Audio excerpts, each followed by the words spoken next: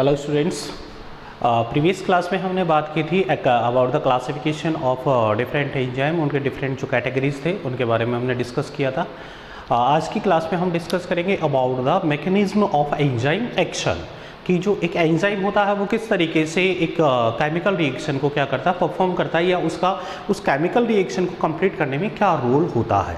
ठीक है, जैसे हमने प्रीवियस क्लास में बात की थी कि जो एंजाइम की जो क्लासेज होती है वो डिफरेंट 6 क्लासेज होती है, और वो जो 6 क्लासेज होती है वो जनरली किस पे बेस्ड होती है, केमिकल रिएक्शंस पे, कि वो कौन सी केमिकल रिएक्शन में इन्वॉल्व होते हैं, उस बेस पे उनको हमने क्या किया था, क्लासीफाई किया था। ओके, तो जो मैकेनिज्म ऑफ एंजाइम एक्शन होता है, इसकी जो मैकेनिज्म है ये डिपेंड ऑन 2 पॉइंट्स है इसके लिए, कि किस किस पे डिपेंड करेगी, depend on types of enzyme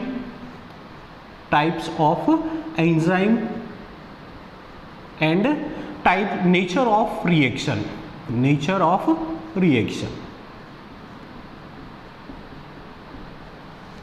क्या है ये कि जो एंजाइम है उसका एक्शन या उसकी मैकेनिज्म जो है वो किस किस पे डिपेंड होती है। एक तो टाइप्स ऑफ एंजाइम की, कौन सा एंजाइम पर्टिकुलर रिएक्शन को कैटेलाइज कर रहा है, एंड सेकंड होता है नेचर ऑफ रिएक्शन, कि रिएक्शन किस टाइप की है, ऑक्सीडेशन रिएक्शन है, रिडक्शन रिएक्शन है, हाइड्रोलिसिस है। ठीक है, तो डिफरेंट टाइप की कौन सी रिएक्शन पे, उन पे क्या करता है, डिपेंड करता है। ओवरऑल कोई सी भी रिएक्शन हो या कोई सा भी एंजाइम हो, हम एक कंप्लीटली जो है एंजाइम एक्शन को अच्छी तरीके से समझने के लिए हम किसकी बात करते हैं, हम 2 मेन जो है पॉइंट्स उनके बारे में बात करेंगे, कि एंजाइम की जो मैकेनिज्म है उसको हम 2 पॉइंट्स के अंदर डिस्कस कर सकते हैं। फर्स्ट पॉइंट इसमें आता है formation of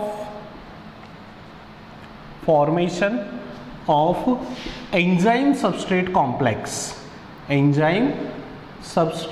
complex. And second point हम बात करेंगे इसमें मैकेनिज्म में, डिक्रीजिंग ऑफ एक्टिवेशन एनर्जी।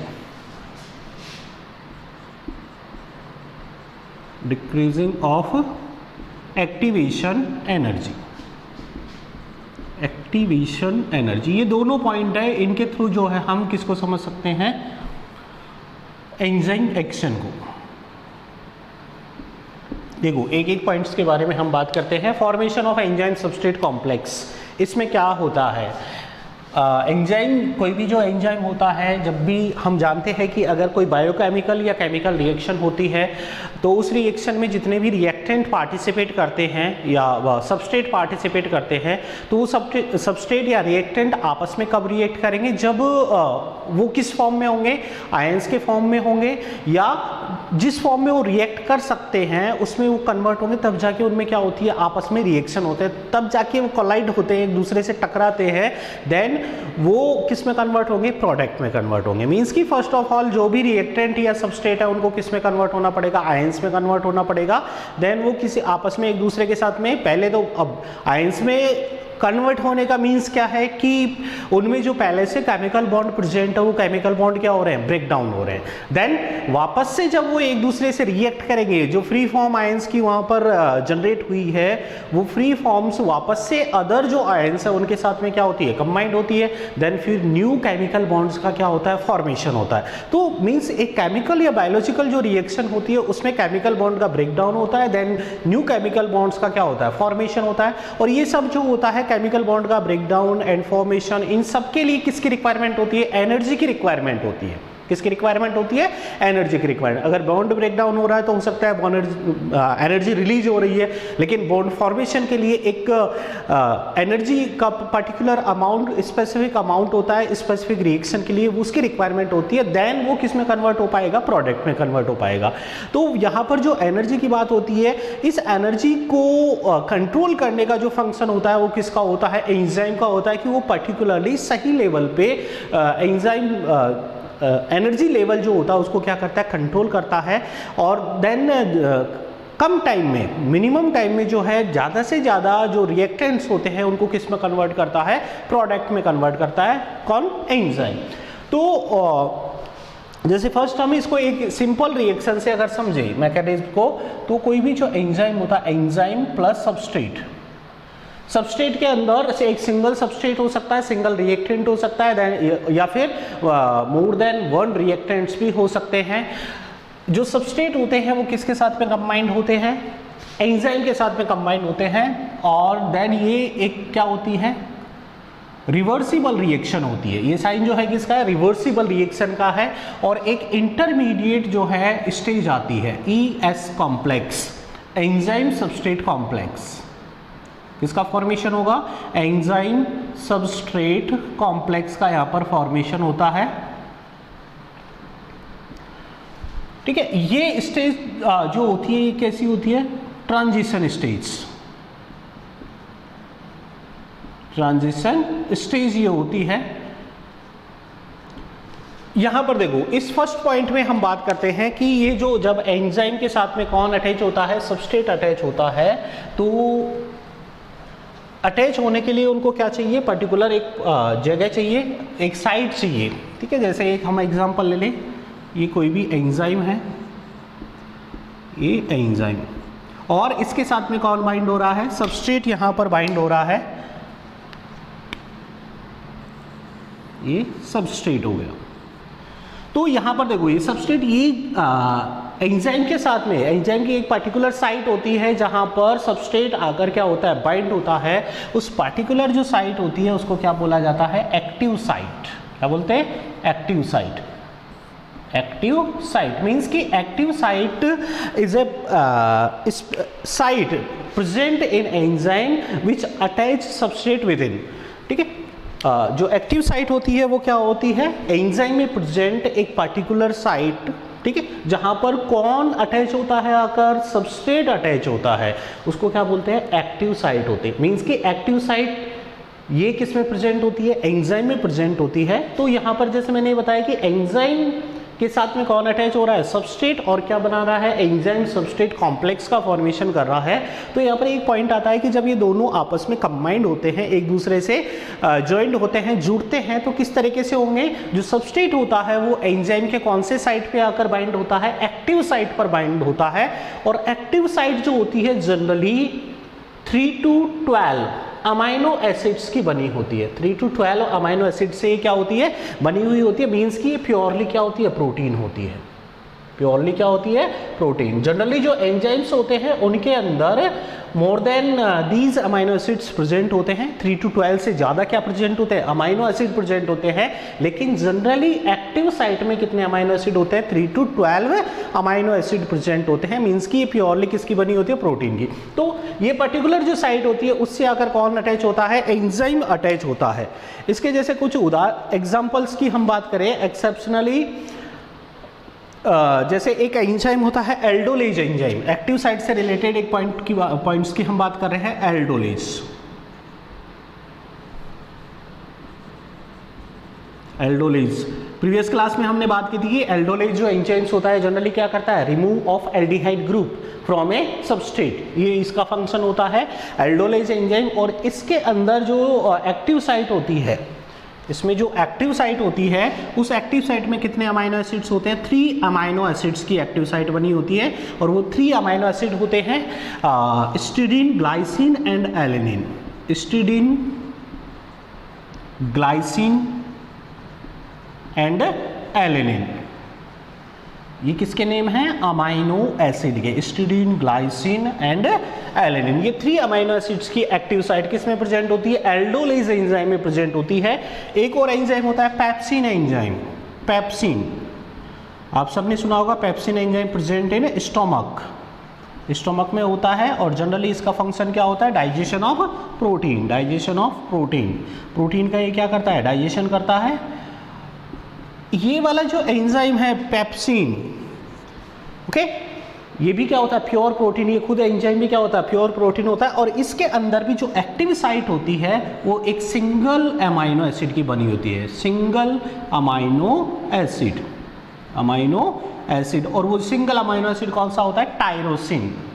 कौन सा अमाइनो एसिड होता है? टायरोसिन। टायरोसिन अमाइनो एसिड यहाँ पर किसकी तरह फंक्शन करता है, as a active site function करता है। मींस कि पेप्सिन के साथ में जो भी प्रोटीन आकर अटैच होगा वो कौन से अमाइनो एसिड से आकर अटैच होगा, टायरोसिन अमाइनो एसिड से आकर क्या होता है, अटैच होता है। मैक्सिमम जो एंजाइम्स होते हैं उनकी एक्टिव साइट में ज्यादातर क्या प्रेजेंट होता है, हिस्टिडीन प्रेजेंट होता है। ज्यादातर क्या प्रेजेंट होता है, वहां पर हिस्टिडीन प्रेजेंट होता है। अब यहां पर एक और पॉइंट आता है इसी से रिलेटेड, एक्टिव साइट से रिलेटेड ही। ये कुछ पॉइंट्स थे, एक्टिव साइट हो गई, टर्नओवर नंबर हो गई, जिनको हमने पीछे मिस कर दिया था क्योंकि हम इनको टॉपिक जैसे जैसे आएगा उसके साथ में कवर करते हुए जाएंगे। तो एक्टिव साइट की डेफिनेशन जनरली कई बार पूछी जाती है।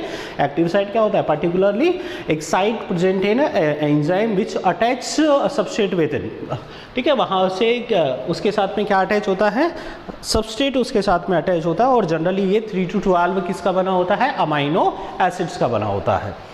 अब देखो एक्टिव साइट से रिलेटेड एक और पॉइंट आता है, टर्नओवर नंबर। क्या आता है, टर्नओवर नंबर। कई सारे एंजाइम्स ऐसे होते हैं जिनके अंदर ओनली एक सिंगल क्या प्रेजेंट हो, एक्टिव साइट प्रेजेंट हो।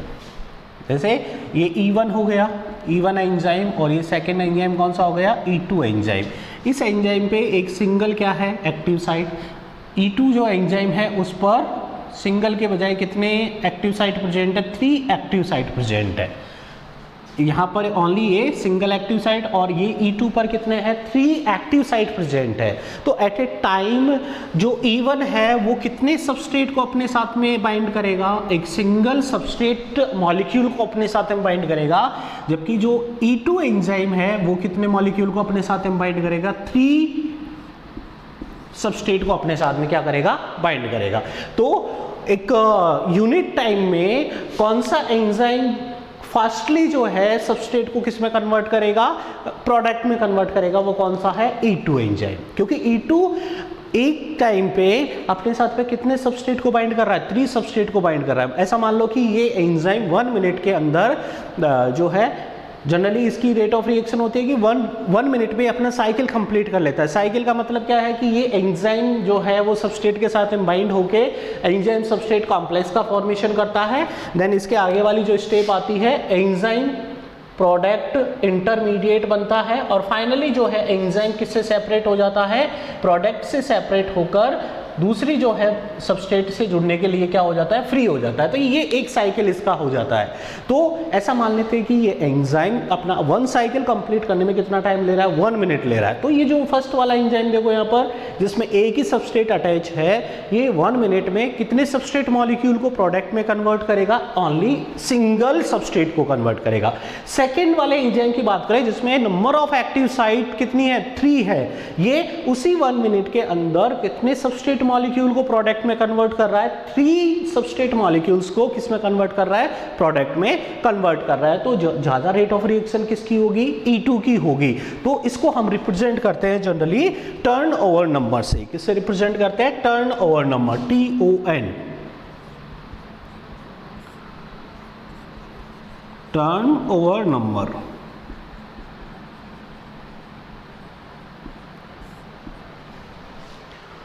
देखो टर्नओवर नंबर क्या होते हैं,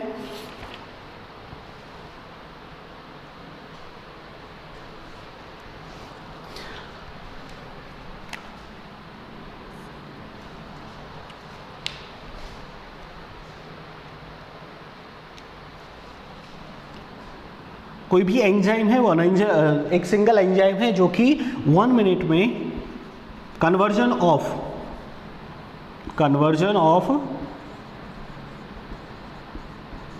सबस्ट्रेट मॉलिक्यूल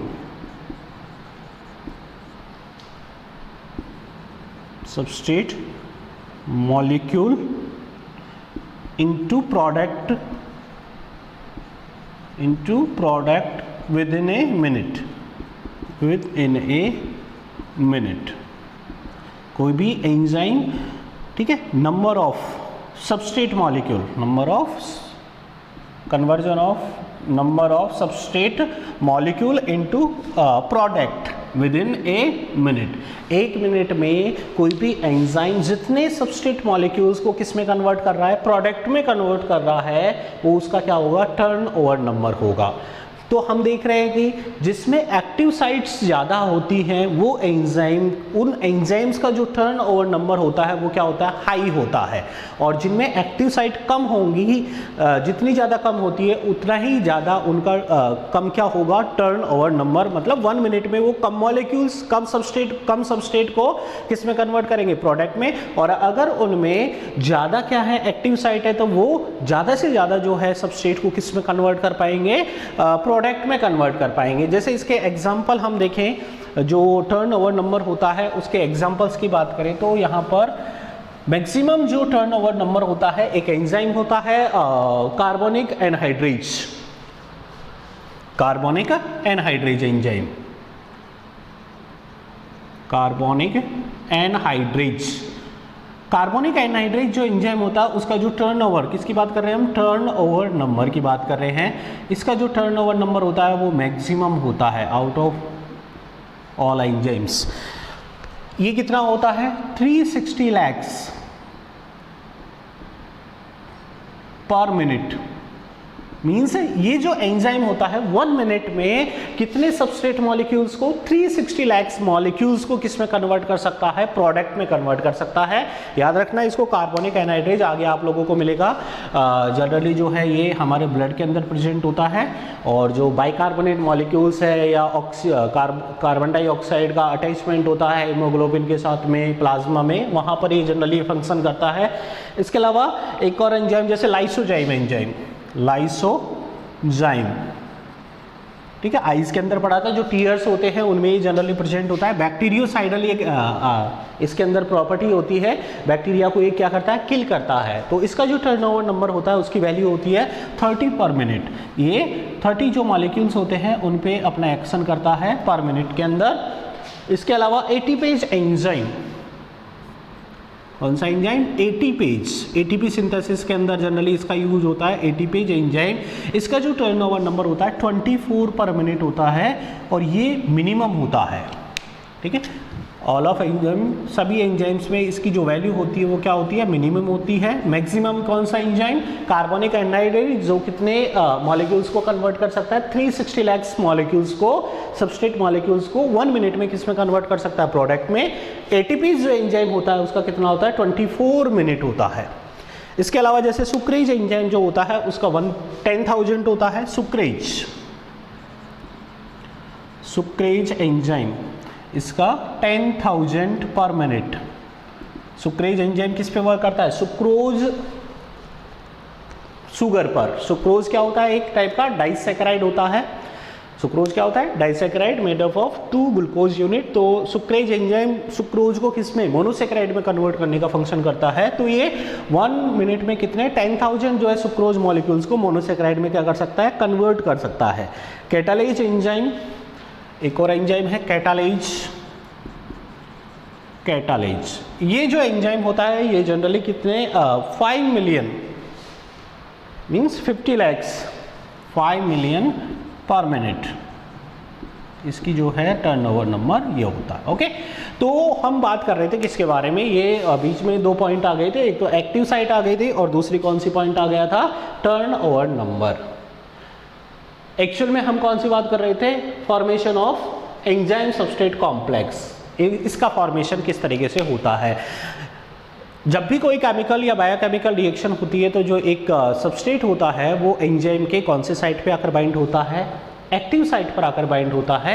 देन वहाँ पर क्योंकि बाइंड होगा तो वहाँ पर किसका फॉर्मेशन होगा, केमिकल बॉन्ड का फॉर्मेशन होगा। ऐसा तो नहीं कि उसके पास में कोई फेविकोल हो या कुछ फेविक्विक हो उससे वो अटैच हो जाए, क्या बनेगा वहाँ पर, केमिकल बॉन्ड का फॉर्मेशन होगा। देन केमिकल बॉन्ड का फॉर्मेशन होने के बाद में क्या बनता है, वहाँ पर एंजाइम सबस्ट्रेट कॉम्प्लेक्स बनेगा।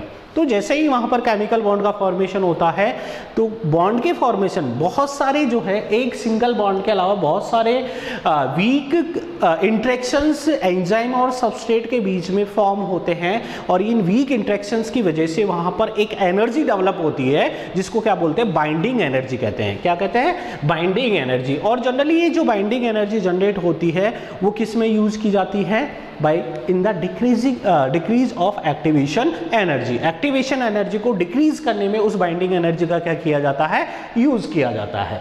तो जो एंजाइम सब्सट्रेट कॉम्प्लेक्स है वो एक्टिव साइट पे डिपेंड करता है, और जितने ज़्यादा एक्टिव साइट होंगे उतना ही ज़्यादा एंजाइम्स का क्या होगा, टर्न ओवर नंबर होगा। मीन्स कि पर मिनट कोई भी एंजाइम कितने सबस्ट्रेट मॉलिक्यूल को किस में कन्वर्ट कर रहा है, प्रोडक्ट में कन्वर्ट कर रहा है, वो उसका क्या होता है, टर्न ओवर नंबर। मैक्सिमम किसका होता है, कार्बोनिक एनाइड्रेज का, और मिनिमम किसका होता है, एटीपेज एंजाइम का होता है। क्लियर।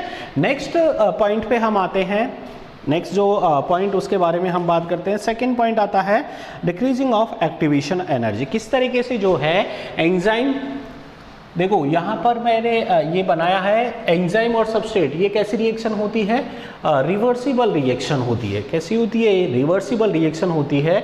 मीन्स कि ये रिएक्शन जो है एंजाइम सबस्ट्रेट जो कॉम्प्लेक्स बना है, अगर इसको फेवरेबल कंडीशन नहीं मिल रही है तो ये वापस किस में कन्वर्ट हो सकता है, एंजाइम और सबस्ट्रेट में वापस से ब्रेकडाउन हो सकता है। जरूरी नहीं है कि ये किस में कन्वर्ट हो, प्रोडक्ट में कन्वर्ट हो। ये वाला जो पॉइंट है यहाँ से, ये enzyme substrate complex, enzyme substrate complex, ये जो यहाँ पर ये रिवर्सिबल रिएक्शन का साइन है, ये वाला, ये इधर जा रही है और ये एंजाइम सबस्ट्रेट कॉम्प्लेक्स का फॉर्मेशन हुआ। लेकिन यहाँ से ये एंजाइम सबस्ट्रेट वापस से किस में कन्वर्ट हो सकता है, एंजाइम एंड सबस्ट्रेट में, अगर इस कॉम्प्लेक्स को फेवरेबल कंडीशन नहीं मिली। और वो फेवरेबल कंडीशन क्या होती है इस कॉम्प्लेक्स के लिए, एनर्जी बैरियर। क्या होता है, एनर्जी बैरियर। जो बीच में इनके बीच में बैरियर होता है वो क्या होता है, एनर्जी होता है। एक पर्टिकुलर अमाउंट रिक्वायरमेंट होती है किसको, एंजाइम सबस्ट्रेट कॉम्प्लेक्स को किस में कन्वर्ट होने में, एंजाइम प्रोडक्ट कॉम्प्लेक्स में कन्वर्ट होने में। अगर वो सफिशिएंट अमाउंट ऑफ एनर्जी इनको मिलती है तो ये किस में कन्वर्ट हो जाएंगे, प्रोडक्ट में कन्वर्ट हो जाएंगे। लेकिन अगर वो एनर्जी नहीं मिलती है या इस बैरियर को वो क्रॉस नहीं कर पाते हैं, देन ये रिएक्शन वापस से रिवर्स हो जाएगी और एंजाइम अलग होके अपने घर जाके बैठेगा और सबस्ट्रेट चुपचाप बैठा रहेगा। ठीक है। कब जाके ये कंप्लीट होती है, जब एनर्जी बैरियर को ये क्रॉस कर जाएंगे, तब जाके ही एक एंजाइम सबस्ट्रेट कॉम्प्लेक्स से किसका फॉर्मेशन हो सकता है, प्रोडक्ट का फॉर्मेशन हो सकता है। और अगर यहाँ पर ये जो साथी है इसका, कौन सा एंजाइम इसके साथ में चला है, तो वो किस लिए चला है, ताकि वो इस एनर्जी बैरियर्स को क्या करवा सके, उसको क्रॉस करवा सके। यहाँ पर जो एंजाइम इसके साथ में जुड़ा है वो किस लिए जुड़ा है, ताकि वो इस एनर्जी बैरियर को क्रॉस करवा के जल्दी से जल्दी इसको क्या करवा सके, इसको पार करके और किस में कन्वर्ट कर सके, प्रोडक्ट में कन्वर्ट कर सके। तो ये जो एनर्जी बैरियर होता है इसको बोला जाता है एक्टिवेशन एनर्जी। क्या बोलते हैं इसको, activation energy, activation energy. Energy barrier क्या होता है, इसको क्या बोलेंगे, एक्टिवेशन एनर्जी। कोई भी जो मॉलिक्यूल्स है जब केमिकल रिएक्शन में पार्टिसिपेट करते हैं तो एक जब रिएक्शन स्टार्ट होती है, जो रिएक्टेंट की एनर्जी होती है, जैसे energy of reactant,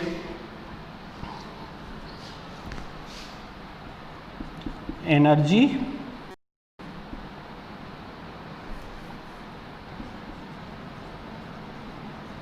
energy of reactant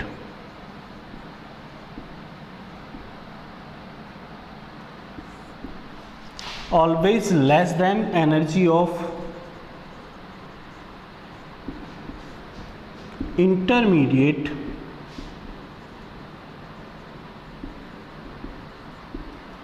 substance। Okay देखो यहाँ पर क्या होता है, यहाँ पर जैसे रिएक्टेंट, स्टार्टिंग में रिएक्टेंट जो है पार्टिसिपेट कर रहा है रिएक्शन में, उनकी जो टोटल एनर्जी होती है वो हमेशा किससे कम होती है, आफ्टर जब ये कंबाइंड होते हैं और एक इंटरमीडिएट सब्सटेंस, जैसे यहाँ पर ये इंटरमीडिएट सब्सटेंस क्या है, एंजाइम सबस्ट्रेट कॉम्प्लेक्स है, इसका जो एनर्जी लेवल होता है वो हमेशा क्या रहता है, इनसे ज़्यादा रहता है, रिएक्टेंट से ज़्यादा रहता है। किसका एनर्जी लेवल, इंटरमीडिएट सब्सटेंस का एनर्जी लेवल ज़्यादा होता है। और ये कंपलसरी भी होता है। क्यों कंपलसरी होता है कि जैसे बहुत सारे केमिकल बॉन्ड का ब्रेकडाउन होता है, देन केमिकल बॉन्ड क्या होते हैं, फॉर्म होते हैं, तो वहाँ पर जो एक फ्री एनर्जी होती है, फ्री गिब्स एनर्जी, आप लोगों ने केमिस्ट्री में पढ़ा होगा गिब्स एनर्जी के बारे में। फ्री गिब्स एनर्जी जो होती है वो क्या हो जाती है, जनरेट होती है, और उसकी वजह से वहाँ पर जो इंटरमीडिएट जो सब्सटेंस होता है या कॉम्प्लेक्स होता है उसका एनर्जी लेवल क्या हो जाता है, इंक्रीज हो जाता है, और वही जो एनर्जी लेवल होता है उसको क्या बोलते हैं, एक्टिवेशन एनर्जी, जो कि इस इंटरमीडिएट जो सब्सटेंस या कॉम्प्लेक्स है उसके लिए किसकी तरह बिहेव कर रहा है, एज ए बैरियर बिहेव कर रहा है कि आपको इस एनर्जी लेवल को क्रॉस करना ही पड़ेगा, अदरवाइज आप वापस जाइए, नहीं तो आप किस में कन्वर्ट नहीं होंगे, प्रोडक्ट में कन्वर्ट नहीं होंगे। तो यहाँ पर जो ये एक्टिवेशन एनर्जी होती है वो एक्टिवेशन एनर्जी किसकी तरह बिहेव कर रही है, बैरियर की तरह बिहेव कर रही है। किसके लिए, एक इंटरमीडिएट एंजाइम सबस्ट्रेट कॉम्प्लेक्स के लिए। और ये जो एक्टिवेशन एनर्जी होती है इसको डिक्रीज करने का जो फंक्शन होता है वो किसका होता है, एंजाइम का होता है। Enzyme decrease this active energy, activation energy. Enzyme क्या करता है, इस एक्टिवेशन एनर्जी को क्या कर देता है, डिक्रीज कर देता है। कैसे डिक्रीज करेगा, अभी बात करते हैं, देखो इसके बारे में। जब एंजाइम जो है किसके साथ में, या सबस्ट्रेट के साथ में क्या होता है, बाइंड होता है। एंजाइम और सबस्ट्रेट क्या हुए, बाइंड हुए तो यहाँ पर किनका फॉर्मेशन होता है, केमिकल बॉन्ड बनता है इनके बीच में। किसका फॉर्मेशन होता है, डिफरेंट टाइप के केमिकल बॉन्ड,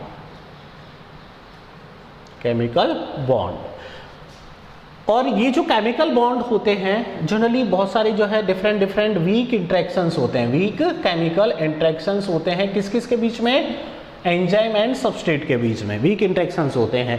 इस इंटरेक्शन की वजह से ये जो केमिकल बॉन्ड फॉर्म हुआ, ये कॉम्प्लेक्स फॉर्म हुआ, ये यहाँ पर क्या जनरेट करता है, ये बॉन्डिंग एनर्जी जनरेट करता है। क्या जनरेट होती है यहाँ पर, बॉन्डिंग एनर्जी। ये जनरेट क्यों हुई, क्योंकि सबस्ट्रेट के साथ में जब एंजाइम के साथ में कौन अटैच हुआ, सबस्ट्रेट, तो वहाँ पर केमिकल बॉन्ड का क्या हुआ, फॉर्मेशन, और एक बॉन्डिंग एनर्जी जनरेट होती है। और ये बॉन्डिंग एनर्जी एंजाइम जनरली किस लिए यूज करता है, एक्टिवेशन एनर्जी को डिक्रीज करने के लिए। किसको डिक्रीज करने के लिए, एक्टिवेशन एनर्जी को डिक्रीज करने के लिए।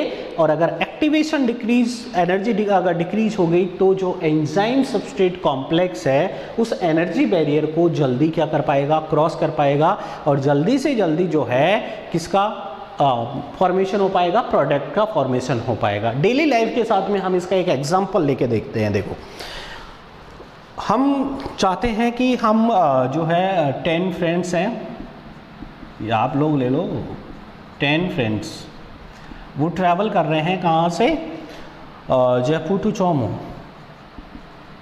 Jaipur to Chomu by bus. ठीक है, बाय बस आप ट्रैवल कर रहे हो। बस का जो रेंट है, चार्जेज है, वो कितना है, 2 रुपीज़ पर पर्सन। कितना है, 2 रुपये। एक जो पर्सन है उसका रेंट कितना ले रहा है, वो 2 रुपये ले रहा है। हम टोटल फ्रेंड कितने हैं, 10 है। हमारे पास में टोटली जो है 10 फ्रेंड्स के पास में गरीब हैं, मतलब हालत ख़राब है बहुत ज़्यादा। तो यहाँ पर जो 10 फ्रेंड्स हैं उनके पास में टोटली कितने रुपीज़ हैं, 10 रुपीज़ हैं। तो आप बताइए यहाँ पर से ये जो 10 रुपीज़ में है इस बस में, ऐसा मान लो कि जो बस है जयपुर से जो चौमू जा रही है वो कितने टाइम में जो है वहाँ पर पहुँचा देती है, 30 मिनट में पहुँचा देती है। कितने मिनट में, 30 मिनट में पहुँचा देती है। तो ये जो 10 रुपीज़ है उनमें 30 मिनट में कितने पर्सन पहुँच सकते हैं, 5 पर्सन। कितने जा सकते हैं, क्योंकि एक के कितने लग रहे हैं, 2 रुपीज़ लग रहे हैं, तो कितने पर्सन जा सकते हैं, 5 पर्सन जो है यहाँ पर 30 मिनट्स में जयपुर टू कहाँ पहुँच जाएंगे, चौमू पहुँच जाएंगे। लेकिन अगर ऐसा हो जाए कि बस वाला थोड़ा, चलो कि ठीक है गरीब लोग हैं इनके लिए थोड़ा सा हम कम कर देते हैं, तो ये जो है रेंट कितना हो जाए, 2 रुपीज़ से पहले कितना था, 2 रुपीज़ पर पर्सन, इससे डिक्रीज़ करके कितना कर दे इसको, 1 रुपीज़ पर पर्सन कर दें। तो अब कितने लोग जा सकते हैं, 10 के 10 लोग हम कितने टाइम में? वही टाइम में 30 मिनट्स के अंदर ही जयपुर टू कहाँ पर पहुँच जाएंगे? चोमू पहुँच जाएंगे। Same concept. अब ऐसा तो नहीं कि अगर हम 10 लोग हो गए तो 30 मिनट्स की बजाय कितने लगेंगे? 60 मिनट लगेंगे, ऐसा नहीं है। उसी 30 मिनट्स में, क्योंकि यहाँ पर क्या चीज़ हुई, ये जो है 2 रुपीज़ से जो रेंट था वो कितना हो गया? 1 रुपीज़ पर पर्सन हो गया। हमारे पास में जो टोटली अमाउंट था वो कितना था? 10 रुपीज़ था। पहले अगर ये रेंट कितना रहता? 2 रुपीज़ पर पर्सन, तो 5 पर्सन ही यहाँ पर जा पाते। अगर ये डिक्रीज होकर कितना हो गया? 1 रुपीज़ पर पर्सन हो गया। तो उसी टाइम में 30 मिनट्स के अंदर ही 10 के 10 जो पर्सन है वो कहाँ पर पहुँच जाएंगे? जयपुर टू चोमू पहुँच जाएंगे। सेम इसी तरीके से ऐसा होता है कि यहाँ पर सबस्ट्रेट के जो मॉलिक्यूल्स है पहले कितने हो? 10 हो, लेकिन एक्टिवेशन एनर्जी उनको पहले कितनी चाहिए थी? 2 किलो कैलोरी अगर चाहिए थी, तो वहाँ पर जो 5 जो है वो 5 में से केवल 10 में से केवल कितनी जा पाएंगे? हाफ जा पाएंगे। लेकिन अगर एक्टिवेशन एनर्जी जो है उसको डिक्रीज कर दिया जाए तो उसी टाइम ड्यूरेशन में टोटल जो सबस्ट्रेट मॉलिक्यूल है वो किस में कन्वर्ट हो सकते हैं? प्रोडक्ट में कन्वर्ट हो सकते हैं। यहां पर हुआ क्या? डिक्रीज हो गया, रेंट डिक्रीज हो गया। जिस तरीके से यहाँ पर ये जो बस कंडक्टर है उसने रेंट हमारा कम कर दिया, उसी तरीके से जो एक बायोकेमिकल रिएक्शन होती है उसमें जो एंजाइम होता है उसका क्या फंक्शन होता है? जो एक्टिवेशन एनर्जी होती है उसको क्या करना? डिक्रीज करना। एक्टिवेशन एनर्जी को क्या कर देता है? ये डिक्रीज कर देता है, ताकि उसी टाइम में ज़्यादा से ज़्यादा सबस्ट्रेट मॉलिक्यूल्स किस में कन्वर्ट हो सके? प्रोडक्ट में कन्वर्ट हो सके। जो बायोकेमिकल रिएक्शन होती है, ऐसा नहीं है कि एंजाइम के एब्सेंस में कंप्लीट नहीं होंगी, होती हैं। अगर एंजाइम प्रेजेंट नहीं है तो भी जो है केमिकल रिएक्शंस कंप्लीट होती है, लेकिन उनकी रेट ऑफ रिएक्शन, उनका ड्यूरेशन क्या होता है? स्लो होता है, बहुत स्लो धीरे धीरे वो कंप्लीट होती है। लेकिन अगर एंजाइम वहां पर प्रेजेंट है तो एंजाइम के पास में क्या है? बाइंडिंग एनर्जी है। क्या जनरेट कर रहा है वो?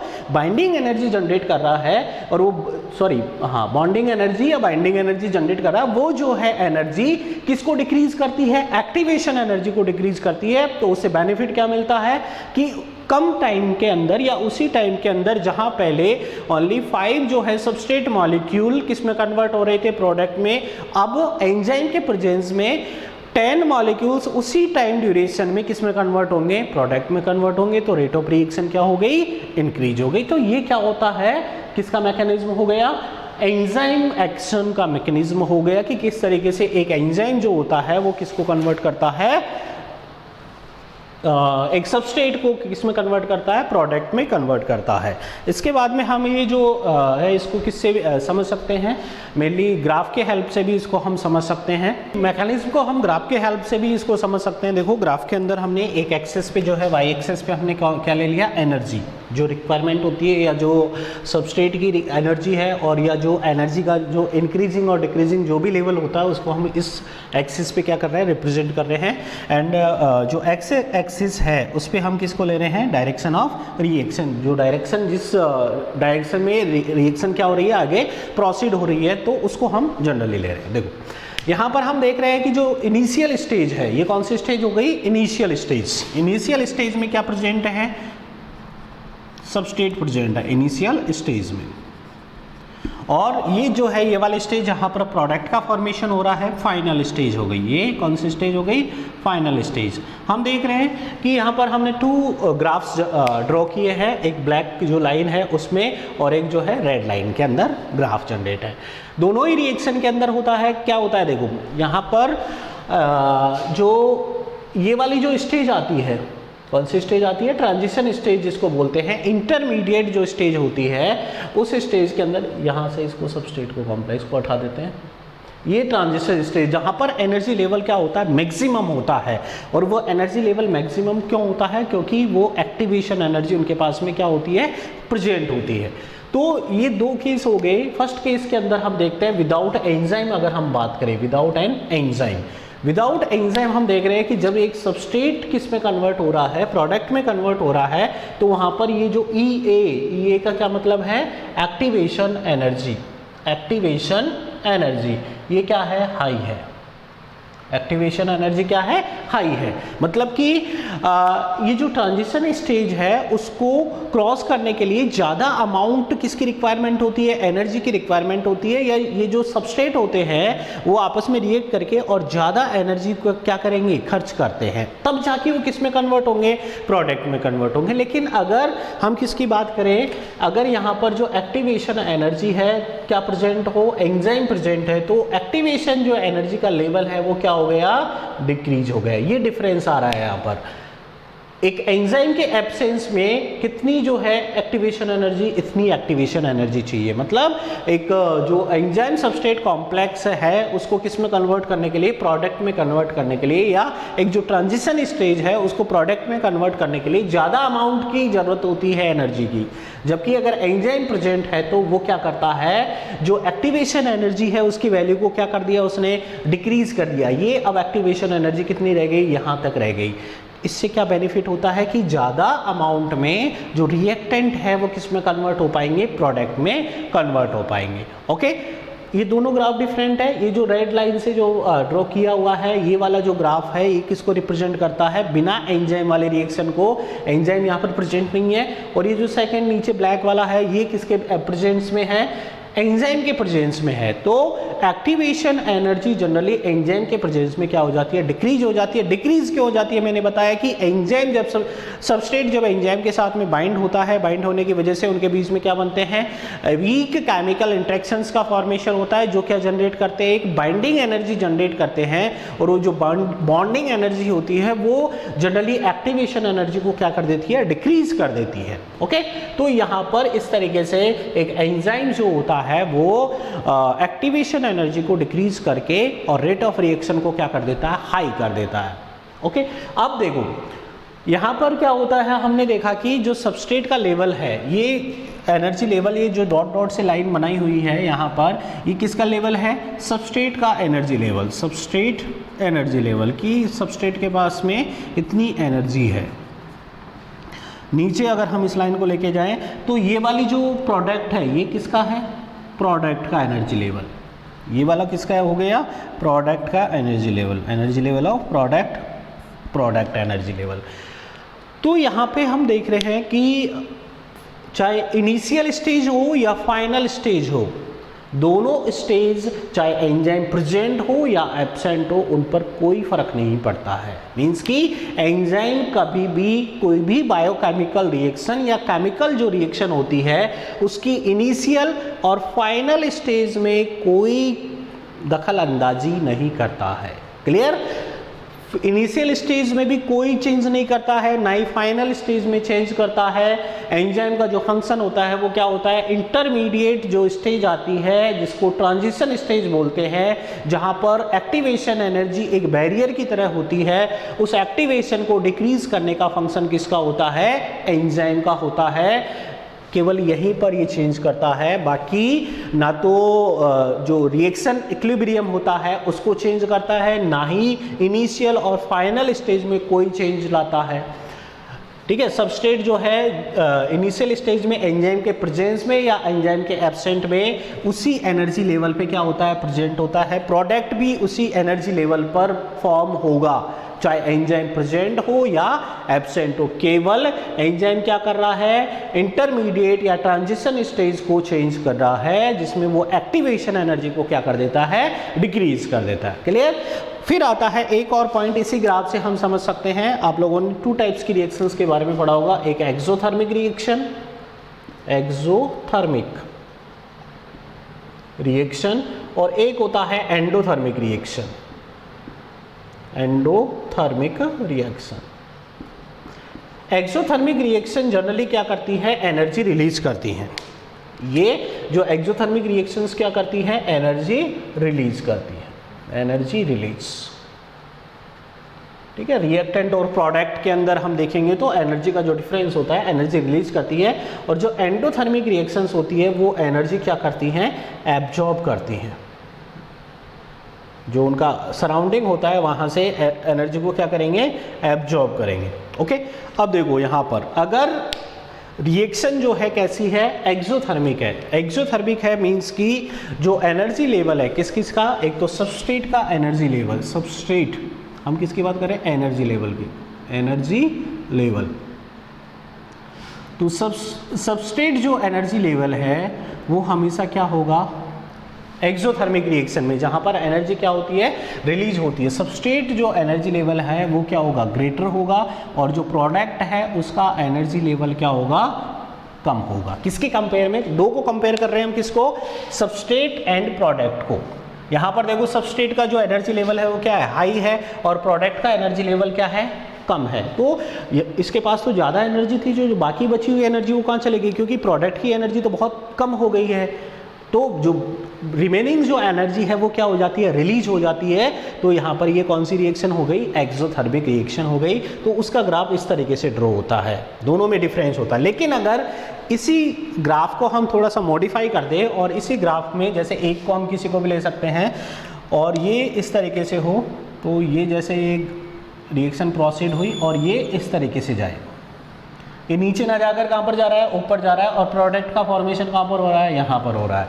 अब देखो यहाँ पर इसमें ये सबस्ट्रेट की एनर्जी लेवल रह गया और प्रोडक्ट का एनर्जी लेवल ये वाला आ जाता है यहाँ पर। तो यहाँ पर जो एनर्जी लेवल है किसका ज़्यादा होता है, प्रोडक्ट का एनर्जी लेवल किससे ज़्यादा होता है, सबस्ट्रेट के एनर्जी लेवल से अगर ज़्यादा है तो जो रिएक्शन है, क्योंकि यहाँ पर इसका जो है एनर्जी लेवल क्या था, कम था, और अभी प्रोडक्ट का जो एनर्जी लेवल क्या है वो हाई है, मतलब कि इसने सराउंडिंग से क्या की है, एनर्जी एब्जॉर्ब करके अपने खुद के एनर्जी लेवल को क्या कर लिया, इसने इंक्रीज कर लिया। तो ये रिएक्शन कैसी होगी, एंडोथर्मिक रिएक्शन होगी। कैसी रिएक्शन होगी, एंडोथर्मिक रिएक्शन। तो यहाँ पे आप ये एनर्जी लेवल से इसको समझ सकते हो, सबस्ट्रेट का energy level high and product का low, then this type of reaction is known as exothermic reaction. ये कौन सी हो गई, exothermic, and products energy level high and substrates energy level low, this reaction is known as endothermic reaction. तो ये किस पे डिपेंड करता है, सबस्ट्रेट एंड प्रोडक्ट का जो एनर्जी लेवल होता है इनिशियल स्टेज में और फाइनल स्टेज पे, उस पे डिपेंड करता है कि रिएक्शन एक्सोथर्मिक है या फिर एंडोथर्मिक है। ये एक्स्ट्रा पॉइंट था। उसके अलावा हमने जो है मेन पॉइंट हमने किस पे डिस्कस किया, about the mechanism of enzyme action, और जो एंजाइम अपना जो दिखाता है मैकेनिज्म जो शो करता है वो किस बेस पे शो करता है कि वो एंजाइम की जो रिएक्शन है उसकी एक्टिवेशन एनर्जी को क्या कर देता है, डिक्रीज कर देता है। किस तरीके से डिक्रीज करते हैं उसके बारे में हमने बात की। तो ये जो साइकिल होता है एंजाइम का, जो एक साइकिल होता है वो क्या होता है कि जो सबसे पहले तो एंजाइम किसके साथ में बाइंड होता है, सबस्ट्रेट के साथ में बाइंड होके एक इनिशियल स्टेज, इंटरमीडिएट स्टेज आती है एंजाइम सबस्ट्रेट कॉम्प्लेक्स।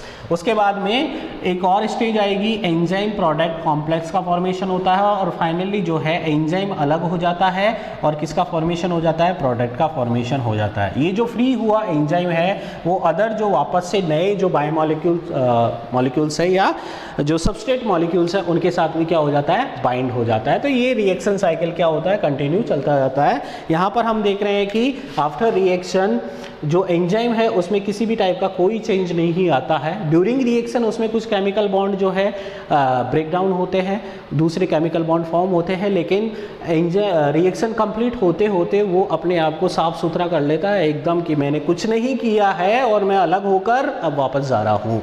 तो यहाँ पर एंजाइम में किसी भी टाइप का चेंज नहीं आता है after the completion of a reaction.